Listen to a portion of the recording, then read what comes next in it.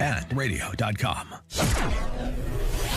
8:35, Team Hochberg Traffic Center time, and Jim Talamonte. In Wilmington, River Road is closed from I-55 east to Boathouse Road due to a major head-on collision.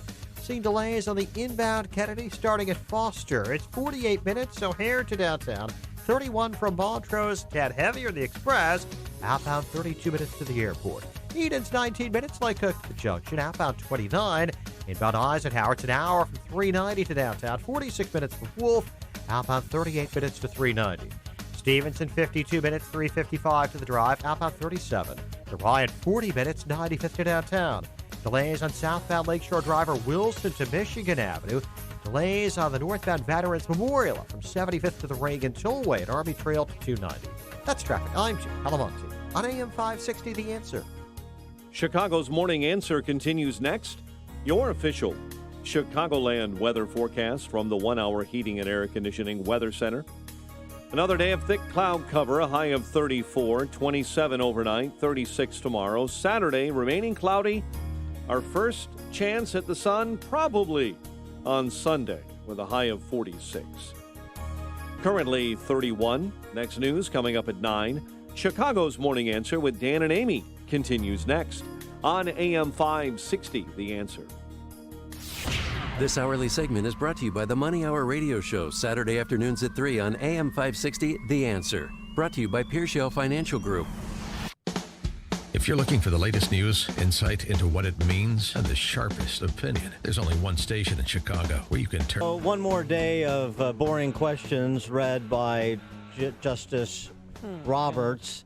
Questions that have already been asked and answered any number of times, answered actually before they were even asked. The only question that matters is witnesses or no witnesses. That's decided on Friday.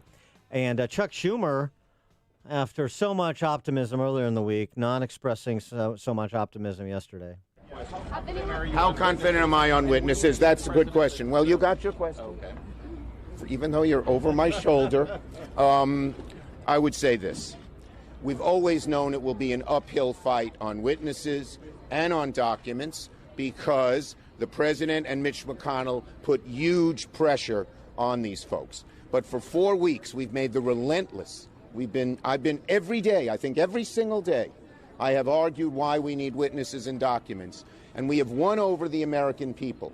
And so our Republican colleagues, at least some of them, realize that if they are to reject witnesses and documents, they're going against not just a small group or not just Democrats, but against the whole grain of America. And they know that they may be held accountable to that. So I hope we can get witnesses and documents. It's an uphill fight. Is it more like than not? Probably no. But is it a decent, good chance? Yes. Thank you, everybody. I mean, why does the Senate have to do what the House neglected to do, and that's call certain witnesses? Probably no, but yes. Okay, Chuck, we got you, Pagliacci. You're not getting witnesses. And by the way, there's problems on the other side, too. There's divided opinion, reports about Democrat senators who might vote to acquit on one or both of the impeachment charges. Also, on witnesses, even some of the Democrats who are allied on witnesses aren't allied on who should be allowed to be called as a witness. Joe Manchin on Morning Joe. Is this a constitutional trial or a political trial? Is Hunter Biden a relevant witness, Senator? I think so. I really do. I don't have a problem there because this is why we are where we are. Now, I think that he can clear himself, what I know and what I've heard, but being afraid to put anybody that might have pertinent information is wrong, no matter if you're a Democrat or Republican. And on the witness, the number one witness that Democrats want called, that would be John Bolton. John Bolton, yeah. The president tweeted out yesterday an interview that Bolton gave about Ukraine with the caption, "Game Over." John Bolton on the president's discussions with the Ukrainian President Zelensky. I will be meeting President Zelensky. He and President Trump have already spoken twice.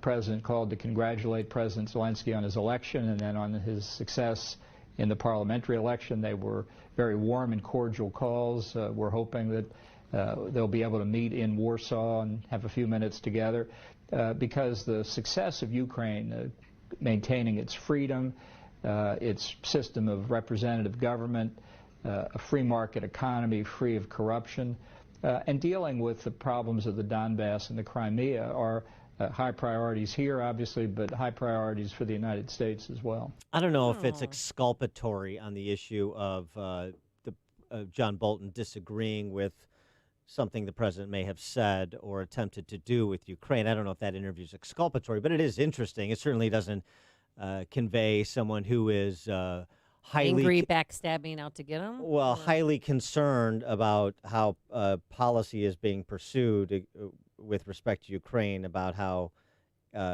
aid is being funneled or not being funneled. It doesn't strike me as this is somebody who's particularly perturbed with the president at the time, at least. In addition to that, perhaps even more damning, since John Bolton is the new hero of the left, some of the things Adam Schiff has said about John Bolton previously, before he became their desired star witness number one. Schiff, just last year on the occasion of John Bolton being nominated to be President Trump's national security advisor, this is what Adam Schiff had to say about John Bolton on Rachel Maddow's show. Well, I think Bolton is not only a bad choice, it's honestly difficult to consider a worse choice. This is someone who's likely to exaggerate the dangerous impulses of the president towards belligerence, his proclivity to act without thinking, and his love of conspiracy theories. And I'll just add one data point to what you were talking about earlier.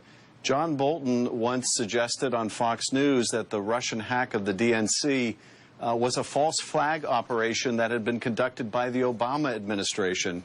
So you add that kind of thinking to Joe DeGeneva, and you have another big dose of unreality in the White House. Unreality? Well, boy, that doesn't sound like somebody that could be seen as a credible witness, does it, House Manager Schiff?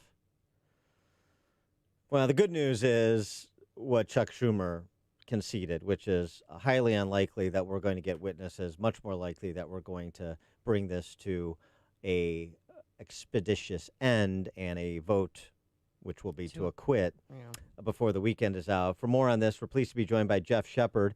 He was deputy counsel on Nixon's Watergate defense team. He's also the author of The Real Watergate Scandal, Collusion, Conspiracy, and the Plot That Brought Nixon Down. Geoff Shepard, thanks for joining us again. Appreciate it. Good to be with you, Dan. Do you think Republicans are making the right call here as it pertains to witnesses, if that's indeed how it goes down? Yeah. Yes, I do. But first, let me compliment you on your summary, Dan. I thought it was right on, and thank you. Much easier to hear your summary than to watch the drip, drip, drip of Q&A. I think the American public is tuning out of the actual trial. They're no fun. It's not drama. It's only moments, and you can catch up, in a very, very brief time. I think the witness issue is like the squid spurting ink. They know the Democrats know they're going to lose. They want something to complain about that they would have won but for no witnesses. This is just like when Trump won the election, and you talk to Democrats and they say, well, but he lost the popular vote, as if that was the criteria. And they're trying to come up with something. If we let witnesses in, which would be terribly disruptive and unproductive, then they say, we didn't let the right ones in. You didn't let enough in.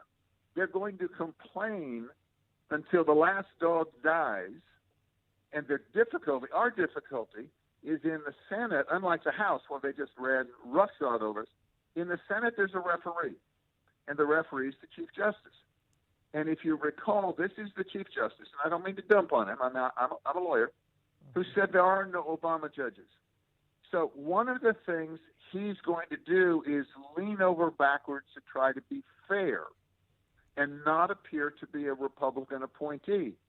And it puts him in an awkward position, and it puts the rest of us in an awkward position. But I think it's all going to come to closure come Friday. They'll be complaining, but I think it'll be over. Well, what did you make yesterday of Dershowitz's suggestion that Trump's personal and national interests are the same? Well, we have to have a disclaimer. I took criminal law from the Dersh, It was his the first year The Dersh. teaching Nice. at our law school. Did you get to call him the and Dersh? I remember him. Did you get to call him the Dersh? Well, behind his back, we called him the Dersh, yeah. And he was young, and he was fun, and none of us thought we were going to practice criminal law. It was a required course. But what a kick and a half to take it from him, all the philosophy and everything else. So I'm terribly biased in his regard anyway. You remember, he's a very, very liberal Democrat. He voted for Hillary Clinton. Right. And he's testifying. He's a witness on principle, not on politics. The one thought I had, he was giving hypotheticals about what if a president postpones something and you could accuse him of for political purposes. And I sent off a note. I don't think he's going to get it, but I sent off a note just minutes ago, and I said, a really good hypothetical was a rumor at the time of the assassination of Osama bin Laden that Valerie Jarrett, who was in the White House with Obama, the military knew of that compound for 6 months. But Valerie Jarrett said, no, can't have an operation because if it goes wrong, it will reflect badly on Obama. Now, it was just a rumor, but it's a perfect hypothetical of what Alan was talking about yesterday. Well, right. And I mean, he gave a couple other hypotheticals. One that's not so much of a hypothetical anymore. He basically used the proposed Middle East peace plan as an example of quid pro quo, although, casting it a bit differently. And, the histrionics in response to Dershowitz's whole sort of public interest, national interest conflation. It's exactly what he presented when it was his turn for opening / what would probably be closing arguments. There's nothing new here, and he qualified. Obviously, the quid pro quo, if the quo was a criminal act, then that's not in the public interest, and that's not in the national interest, and that would be impeachable. All he was saying is you can't impeach a president because he has multiple motives. One may be the national interest and one may be his own electoral interest. And how do you separate the two? And you're going to crawl inside the mind of every federal elected official, every president, and figure out if there was any political motivation and then hold that person up for impeachment. Then everybody is going to be subject to impeachment. We spent weeks at the beginning of law school talking about intent and punishing intent. A guy who runs a red light, he's just as guilty whether he has an accident or not. A man who shoots at somebody, he's just as guilty if he hits the guy and kills him or misses. And Dersh was going on and on. We really ought to punish intent and not outcome. And then all of a sudden he goes on to other topics. And we said, well, wait a second. You were convincing us our entire criminal law is wrong. And he said, we can't sort out what's in the mind. We have no understanding, no proof. So our whole system is based on outcome. And that's kind of the same argument that he was making yesterday, 50 years later. Was there anything in the case presented by the House managers or the questions that were put to defense counsel yesterday that you find problematic for the president or for the defense team? I don't think so, Dan. From the beginning, they haven't had a case. They're trying, the accusation keeps shifting almost weekly. Oh, forget all that. Forget Russian hoax. Forget everything else. Now we've really got him. Now we've got this Ukrainian call. I mean, it's nothing there, and they're getting more and more desperate to impeach a president of the United States for abuse of power when this is the abuse and obstruction of Congress. It was ludicrous when they did it. I thought when Nancy Pelosi didn't forward the articles, she was going to stop it right there. He was going to say, well, he's been impeached, and we aren't going to forward the articles, and we could argue about it till the next election. Do you think that but now they're in it, and they can't unjump. They can't say, oh, we didn't impeach him. Oh, we meant something else. Oh, we're still waiting for Mueller. Oh, we want the grand jury testimony. And the final curtain's coming down.